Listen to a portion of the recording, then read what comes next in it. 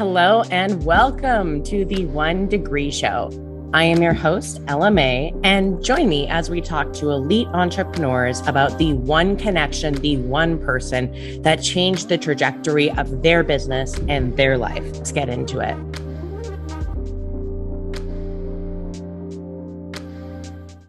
What's up? Welcome back to the One Degree Show presented by WINJECT Studios. Big fan of WINJECT. Thanks for presenting us. I am here with Joy Cook.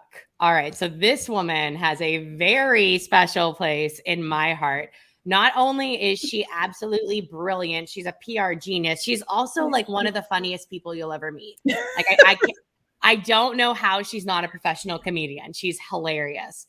So Joy and I actually, I know, right? Joy and I actually met in like this satirical comedy clubhouse room where we were poking around, making fun of clubhouse culture, just having a good time. And I was like, I got to get to know this woman because not only is she hilarious, she's super smart.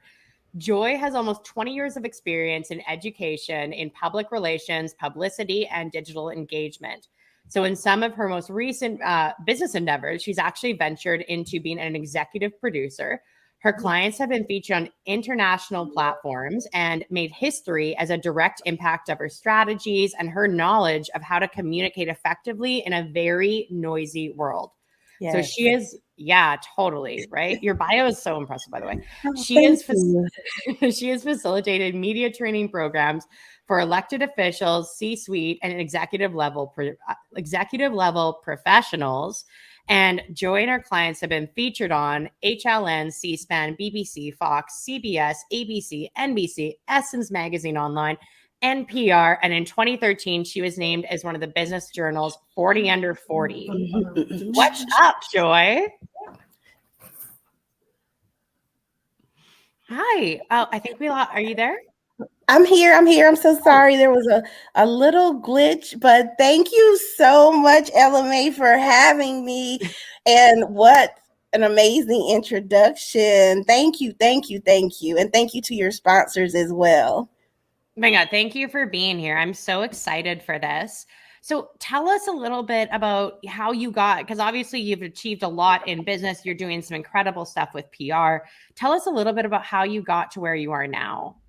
Yes, absolutely. So I was born in Hollywood, California, destined to be a star. However, my parents had different plans and moved our whole family over to Durham, North Carolina. I grew up in Durham, North Carolina, middle child of an older sister, younger brother. My dad was actually in the music industry growing up. He was an executive producer, worked at Capitol Records. So I grew up around celebrities and then, certain circles. And I learned very quickly that the person that made the world go round, that actually made the celebrities, actually got paid more than the celebrities. So fast forward, I was in college, radio DJ, really wanting to go into broadcast journalism, and decided to try to help some independent artists with their PR. My major for my first undergraduate degree was communication studies and sociology. So I was learning, how to be a publicist. However, I did not know whether I wanted to be on camera or behind the scenes. Very long story short, I quickly learned that my sweet spot was behind the scenes as a publicist, getting not only people on, TV, but making sure that they were above the noise. That is just my moniker. I say it all the time. And so 20 years later, almost, that leads me here. I'm the founder and president of Joy Cook Public Relations Group. And for the past 11 years, we have actually worked with presidents, professional athletes, major universities, and been one of the most sought after PR firms here in North Carolina and actually all over. So that's the quick and dirty of it. I love it. And so like a lot of people, when they think about PR, like PR is obviously a luxury, right? But when they think about PR, a lot of people are just unsure as to whether or not they need it, what PR actually is, what it can be used for. Like, give us a rundown of the benefits of PR, who should be looking at PR, and maybe some of the things we don't think about when it comes to the value of it. Absolutely. Great question. PR really at its core is connecting with your publics. So connecting with your publics is just so important, and even more so now that there's social media. I started in PR before, there was even MySpace, so fast forward to 2021, almost 2022, connecting with your publics, letting them know who you are, what your brand story is. I always say, if you don't tell your story, no one else will. And 9 times out of 10, if they tell it, they'll get it wrong. So PR really is at its core telling your brand story to connect with your publics. So you're fan raising, friend raising, which in turn usually ends up in impacting your bottom line, even though we're not marketing, so we don't focus on your bottom line. But PR really is the difference makers between legends and one-hit wonders.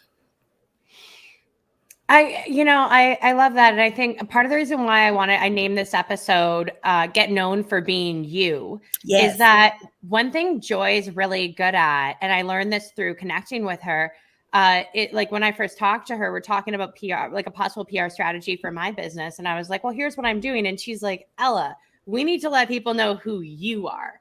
Like bringing laughter back into business, and I was like, oh, I would have thought of that for a PR strategy. So because I think this is a unique skill of yours that I don't see in I know a few PR people, and I don't see this in everybody, in the sense that you can really integrate the personality of the person, the face, the founder, as well as the brand narrative. So what are some key things in doing that?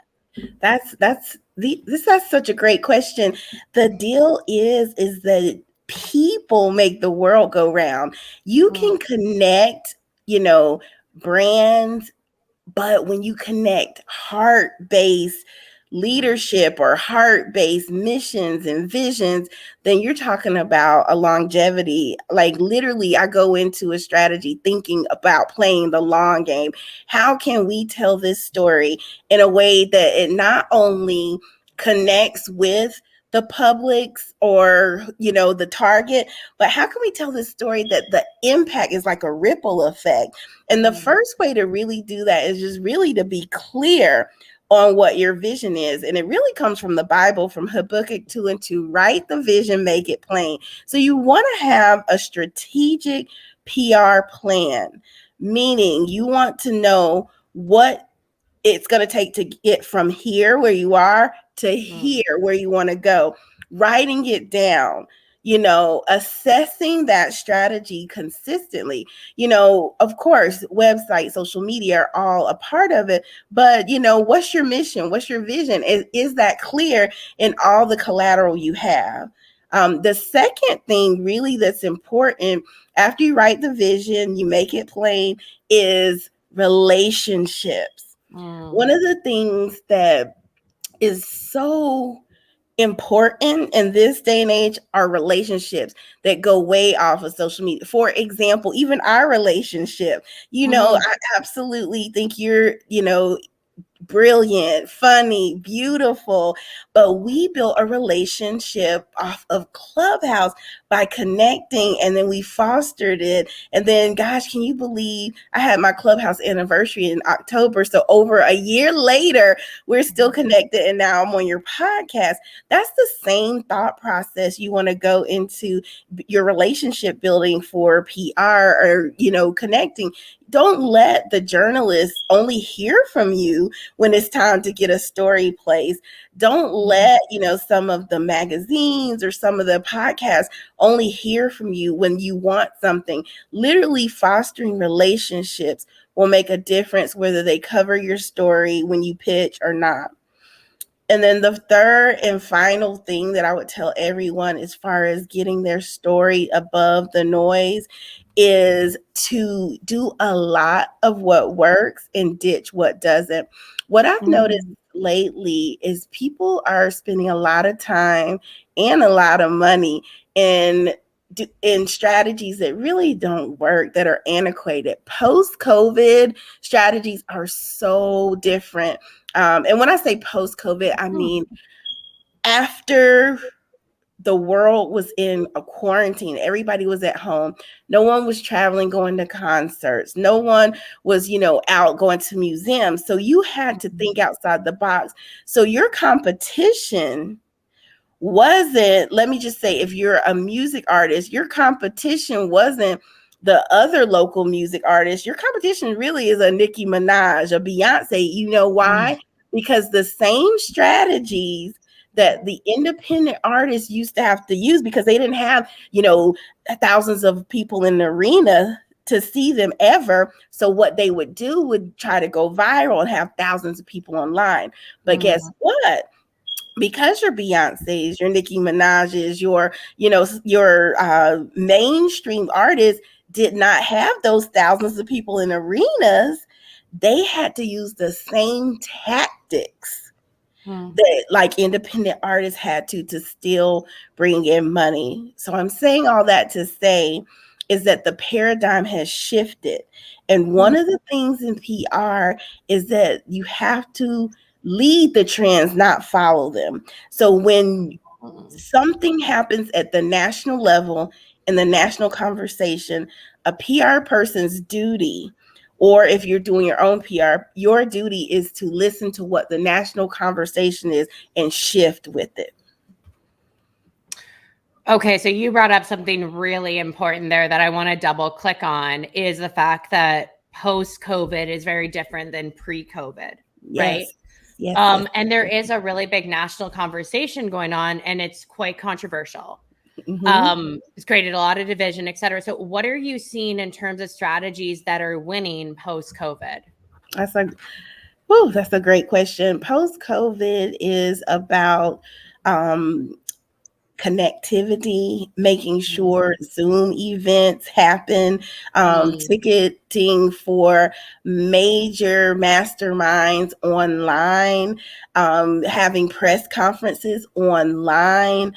And even though, of course, publications like Forbes and Entrepreneur, those are great, but don't discount one of your post-COVID strategies being writing your own blog or your own article on Medium or Reddit, because like in the NFT space, like Reddit is more important than an entrepreneur. You want someone on Reddit to talk about, your NFTs or your startup. That holds more weight from a PR sense than even like a Forbes or an Entrepreneur. So the advice is, think outside of the box, because the box is always changing. I get so passionate when I talk about it because it is literally a shift. And what puts the wind beneath a brand's wings is being on the front side of the shift, not the back side, because the back side's too late. So think outside the box, be your own, your own publication through like Medium or LinkedIn. How LinkedIn, you can go live now, or you can do all those. We're live on LinkedIn right now. Oh, Ari. Oh gosh. Hi, LinkedIn. Hi, everybody. So you are doing exactly what I would advise, or what I do advise my clients, is get ahead of the curve, because on LinkedIn, not everybody's approved. For example, me personally, I can't go live yet. I don't know how I got approved. To be honest, I haven't been because super you're active. A superstar. I tried to tell you. No, but honestly, I haven't been super active on LinkedIn. And I was actually like fixing up my profile, and I was digging through it, and I looked at like available features, and it's like, you've been approved to go live. And I was like, how the hell did that happen? Like, okay. Well, what I think, we hear a lot about algorithms and things like that. I truly believe connectivity. I know you're super active on Clubhouse and other platforms. I truly believe that they may pull that data from other places. And instead of them wanting people who are super active on LinkedIn, if they can get you from Clubhouse, for this is just an example, this is according to Joy Cook. If they can get you on Clubhouse instead of they can get you from Clubhouse over to LinkedIn, then they've done their job. So they probably do pull some kind of competitive analysis on that. I'm sure. And I love what you're saying in terms of really creating connections in some what you might consider to be some unlikely places. And I think there's so many ways we can do this that are like right in front of us that we forget a lot of it. Like, for example, with this podcast, I had this idea for a podcast. I'm like, what if we take elite entrepreneurs, we talk about the one connection that really changed the trajectory of their lives, their business. It got picked up by WINJECT, which was a totally unexpected godsend. Like that was awesome. And then when I was in the process of getting all the interviews together and creating it, I was like, well, I don't want to create this thing in a vacuum. Like, what if I let people in on it? Like, what if they could, why don't we just do the interviews live? They'll be like cleaned up for the Evergreen podcast recording, but let me do them live. Let me stream them. Let me feature the guests. And that way they get in front of my audience. And then I figured out I had LinkedIn Live. And so I think there's so many opportunities we have that often are right in front of us to create that connection. Because it's like, it's so much about connection. That's it. Connectivity. That's powerful. And I love your format, and I love what you're doing, and just to think you're just getting started. So WINJECT was very wise to get you, while they can, because I know you're going far, and I love what you're doing, and I can't wait to share your podcast with even, more people. Oh, thank you. I appreciate it. But what are some easy ways that most people could help themselves be better known for what they want to be known for in the right ways that what are ways that you've seen that would require very little extra effort? So one of the things that I don't talk about much because it's an older book. I wrote it in 2015, but I have a best-selling book called Watch the Company You Tweet, a 4-step guide on how to make an impact on Twitter. There's a philosophy that I teach in that book that's still relevant today. And it's really, number one, it's not about how many people you follow and follow you. It's about who you follow and who follows you. So it's quality over quantity. So that would be the number one thing I would tell your audience is it is not about follower count, because nowadays people are even buying followers. It's more about quality. So surround yourself online, especially with quality followers. For example, if you are wanting to run for office and wanted to go into politics, following politicians who have successfully done what you're trying to do on social media and connecting with them, engaging with them is like the number one thing you can do. The second thing is to really go outside of social media, meaning if you do a press release to announce a new initiative, a new book, a new show, also screen record the press release and put it on your Instagram reels. What you're doing is you're picking up that algorithm, so people will not only be able to see your press release, it goes further. So you're actually sending the press release to the media, which is the traditional, and then the non-traditional, you're using your reels, which we both know the algorithm of the reels is the number one. That's what Instagram is really, really pushing. They want people to do reels. So actually converting your press release into a reel helps you get in front of so much. It expands your audience, so to speak. Oh, I think we might have, your video just froze on me. I'm hoping we get you back. Oh, there we go. There we go. You're back. You're back. Okay, got you. Sorry, I'm not sure what happened, but No. You're good. You're good. The last thing we heard was put your press release on Instagram Reels. They're prioritizing that, etc. right. And what that will do again is just, it's a numbers game. It's like finding your rhythm is what is important for people who are independently seeking more exposure, is really and truly intentionally doing things like screen recording your press release to go on your Instagram Reels. So you're literally double dipping. You're getting just expanding your audience. Okay. I love this. And it's stemming a question because, as we all know, well, a lot of us know, if you've seen all the posts about it, TikTok was the most visited site of 2020. Beat Google, or 2021, excuse me. Beat Google, most visited site.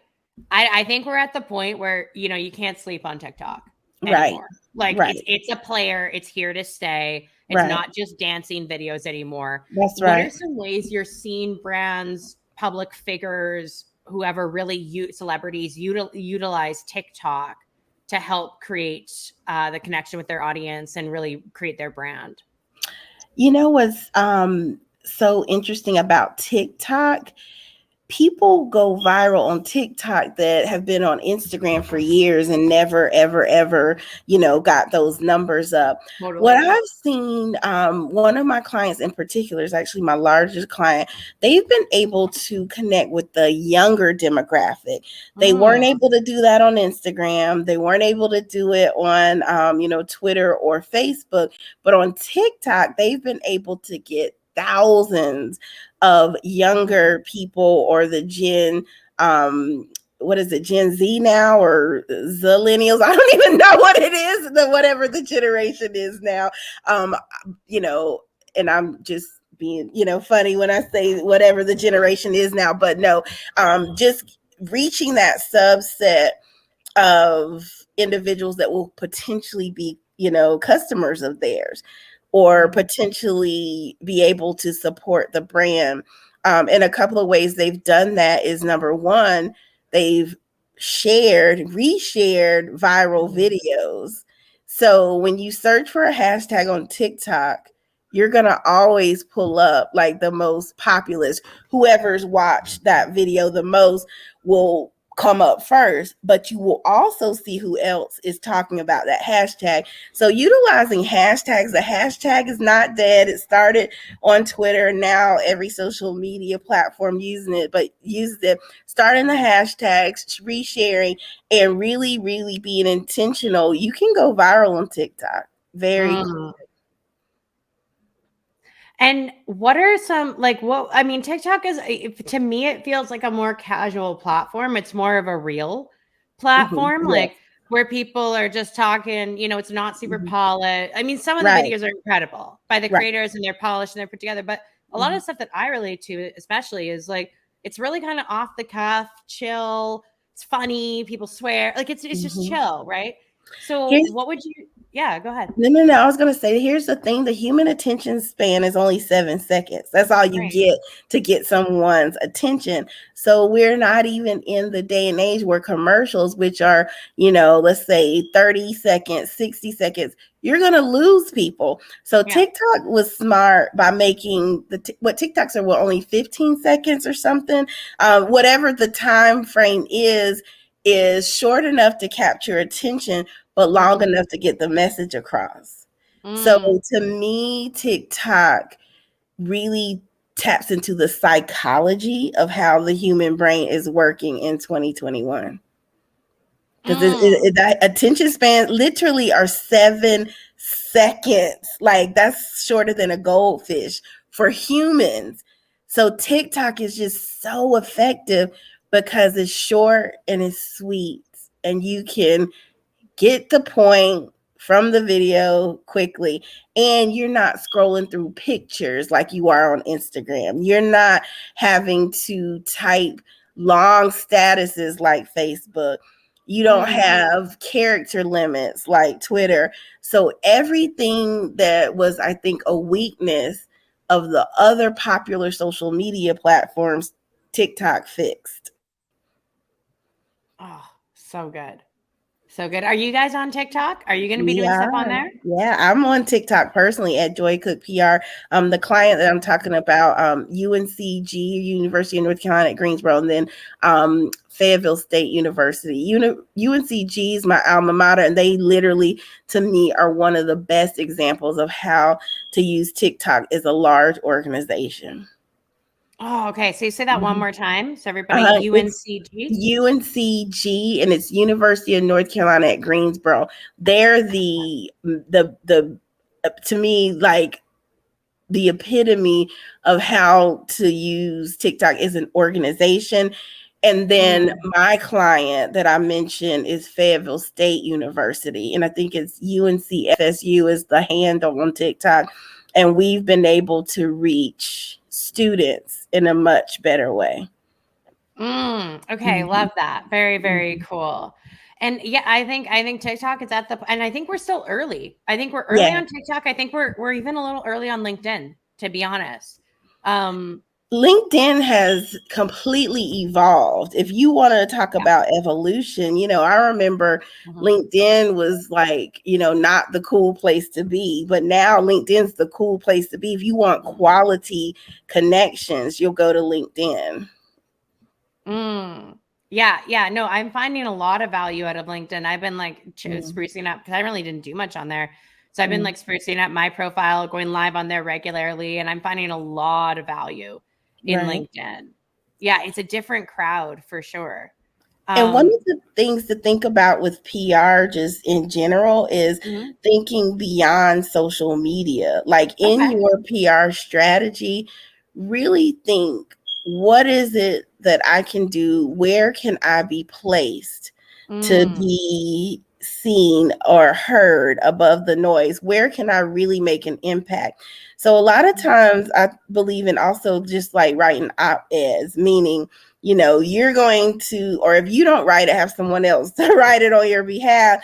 If you're not clear, like what op-ed is, you're welcome to DM me and I will, let you know. But like literally just sending a letter to the editor of your local paper can be a difference maker. And also, like, I keep mentioning Forbes and Entrepreneur because I think to most business owners, those are viable and vital, publications. Even the Wall Street Journal, you can send in op-eds and letters to the editor there. That way, in your words or either words of someone who supports you, that your story will be told in the right way.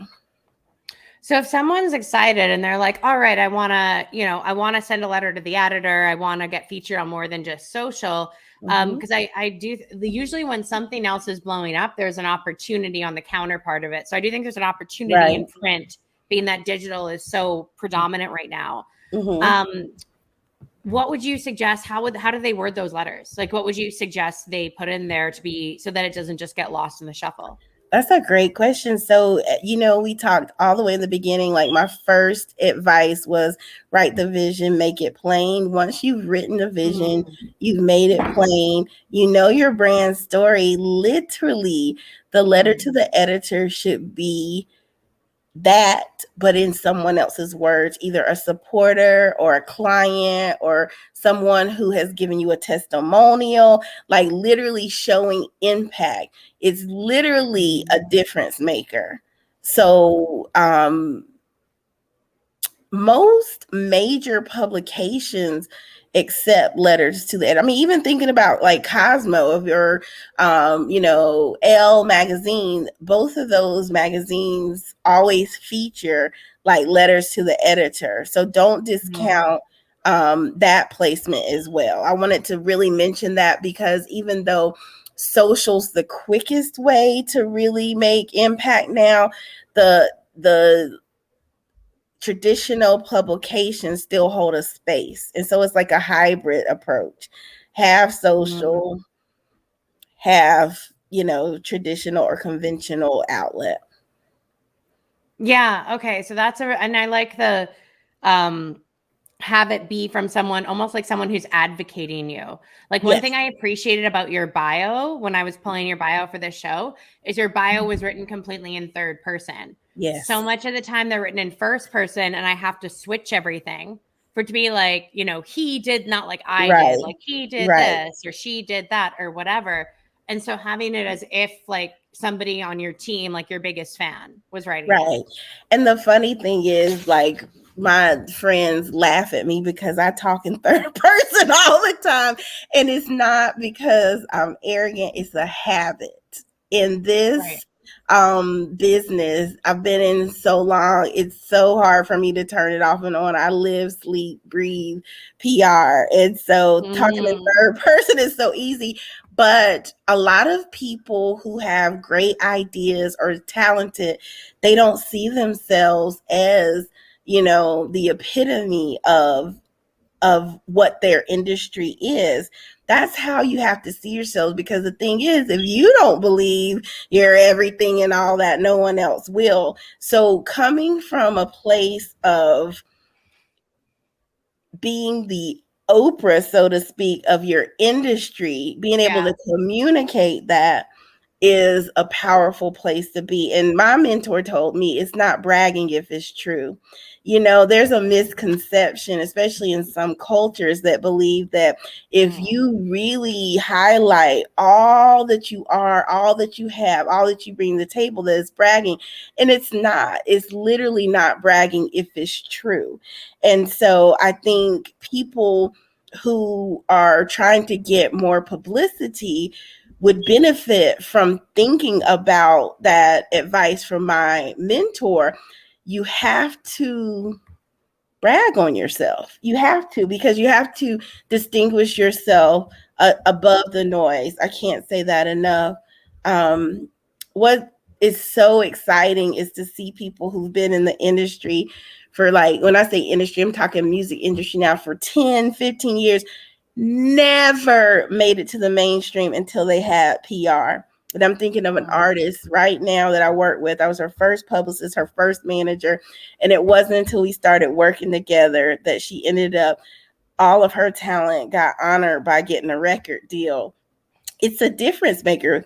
And so I know in the beginning you asked, like, so who needs PR? Who's ready for PR? I think everyone needs PR. It just depends on what level you're on. I also believe that if you've done all you can do, you've tried all the tips that I gave, the next thing really is to hire a professional, because whatever it is you do on a daily basis is your specialization. Publicists, PRs, our specialization. And what better person to get you the results than a professional? I think you just highlighted exactly why people need PR because, like, let's be real, like the dumbest people in the world know everything, right? Right.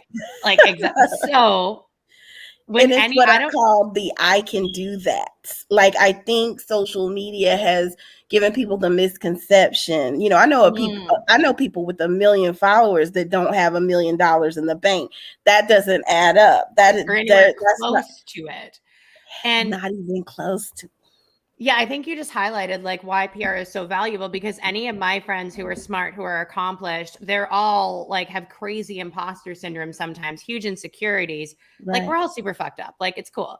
But it's one of those things where I think we know each other, or sorry, we know ourselves better than anybody else, but other Right. people see us more clearly than That's we'll right. ever see ourselves. Like people might say to you, like, Joy, the thing I just love about you is like you're so patient and like you have all these and you're like, man, I don't think of myself as Right. patient, but people see My that. daughter doesn't think I'm patient. No, but or like whatever, right? But or be like, Joy, like the thing about you is you ask such good questions and you're like, oh wow, I just sort of show up and do my thing. Like I never Right. thought about that as a selling point for myself or That's whatever. right. So I think having someone who can see you more clearly and really highlight your positive attributes, which is what you want to show to, I mean, come on, like we all want to show the best side of ourselves publicly. That's Um, right. I think that's incredibly valuable. And I think it really is something that could become, well, not could, that does become a magnet Yeah. where you become really magnetic to the right people, and it's like you draw them in. You don't have to do all this work anymore That's to right. like outreach. And that's what I always tell people: when you build your brand on a strong foundation, then it literally, like, PR is the epitome of build it and they will come. If you build things on an intentional PR foundation, that literally is the difference between, like I said, the biggest example is a one-hit wonder and a legend. The difference is never talent, because I can name some people, and I don't want to name that I feel like cannot sing, that are literally considered legends. But there's some people that play at our local bar who have the best vocal range ever known to man, and no one ever finds out about them because, they didn't believe. And again, to balance it out, I'm not saying, personally, but the difference really is PR. You got to be your own number one fan. It's true. And even as an entrepreneur, like one of the entrepreneurs, like one of the biggest things is you've got to protect your confidence. That's a tweetable. You gotta protect your confidence. That's good. You have to. Otherwise you'll get it's so easy to fall into like, well, I haven't done that yet, and it's like, well, of course, like, it's cool. Like, but you have to protect your confidence in what you can do and what you can kill it at. That's so good. My friend Cameron Harold taught me that. It was one of the biggest things when we were becoming friends. He's like, Ella, you have to protect your confidence. I was like, gotta protect your confidence. I received that. I kind of needed to hear that right now. I love it. Yeah, me too. I love that. Thank you. You're a partner of wisdom. Oh, so are you. I love it. So, so tell us. So what's the story of the one person, the one connection that really changed the trajectory of your life or your business? I can honestly say President Barack Obama. Really? Yes. Oh, I can't wait to hear this. So it's a great story. So in 2008, before people were like really, really on Twitter, or when people were talking about what they were eating for dinner and that type of thing on Twitter, I started following Barack Obama before he was president, while he was campaigning. And I really helped galvanize and get, some youth together via Twitter. Then Barack Obama started following me. Britney Spears started following me. Maria Shriver. Now, this was before like their teams were doing that for them. Like, this is when like Twitter first took off. And I'm just naming a few people. And so fast forward, President Obama won. And I just kept tweeting.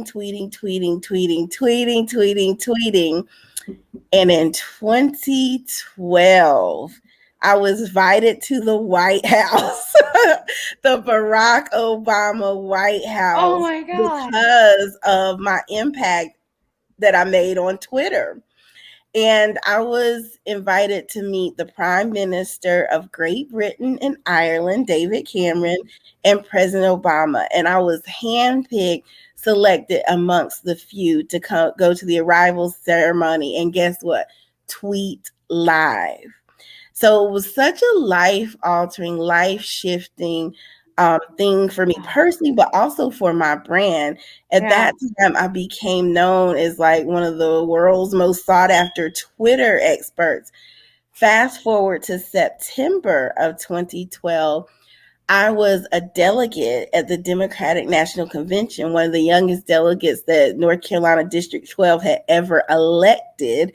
And I sat in the front row of the Democratic National Convention when it was in Charlotte. And guess what? I live tweeted, and I was a herald or held by CBS Evening News to have the best tweets of the entire Democratic National Convention. Then I went on a whole media blitz. I served as one of President Barack Obama's surrogates and did a whole media blitz I was on C-SPAN, CNBC, Essence Magazine, any of the major publications that you can name. I was in them, and I was on every news station, and everybody knew Joy Cook had the best tweets of the entire Democratic National Convention. And see, sometimes I think we take for granted, like, how powerful a moment is. And that was a moment. Never in history had anyone tweeted the Democratic National Convention, because Twitter wasn't around the convention before. So after that, literally my business, my brand, everything took off. Then in 2014, I was invited again to the White House for the State of the Union. And I live tweeted that. I literally had like one of the highest clearances of a civilian, and literally had like an open invitation almost to the White House, like Christmas parties. And then I also was able to come to President Barack Obama's last visit to North Carolina. They rolled out the red carpet for us. We had literally VIP. Then I wrote a book, Watch the Company You Tweet. It stayed on the Amazon bestsellers list for 2 years. And so that's a long story, but to make it like short and to tie it up, meeting President Barack Obama. Oh, one more thing. I led the news with First Lady Michelle Obama, and literally that opened up the door to speaking engagements, to you want to say prices went up. And so that meeting President and First Lady Michelle Obama changed the trajectory of my career, my business, and my life. Oh, my cool. Oh, that's such a good story. I love it. I don't know if Are we frozen?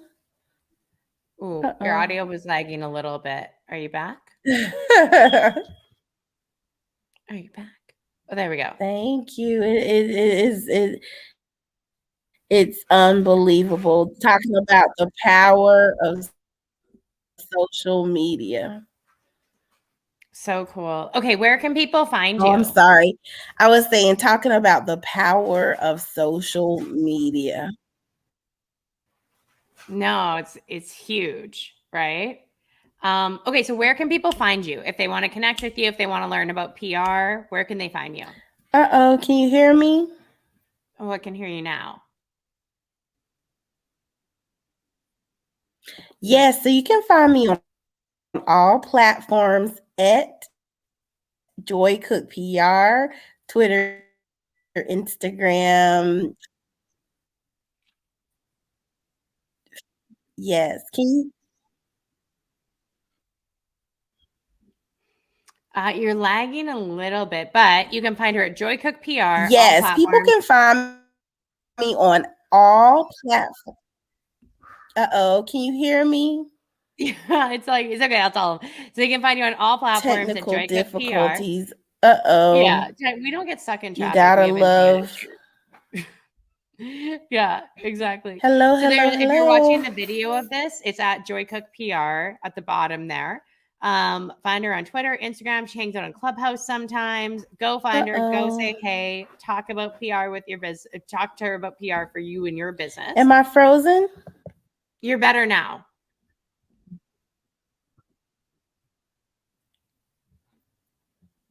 Ooh. Okay, it's a good time for this to start freezing because we're going to wrap up. But thank you, Joy. Thank you so much for being here. This has been an absolute pleasure. Thanks, everybody, for tuning in. And correct. Thank you. Yeah. And we will see all of you next week. This broadcast is brought to you by WINJECT Studios. We are an all-in-one educational platform for podcasters that revolutionizes how hosts leverage content to increase engagement with listeners, downloads, and income. We come together to focus on community, collaboration, and collective impact. For more information on how you can interact directly with our hosts, access exclusive live content with offers you can't get anywhere else from our official partners, join our purpose-driven community by visiting www.winject.com. If you're ready to build a career doing what you love, then we're ready to see you there.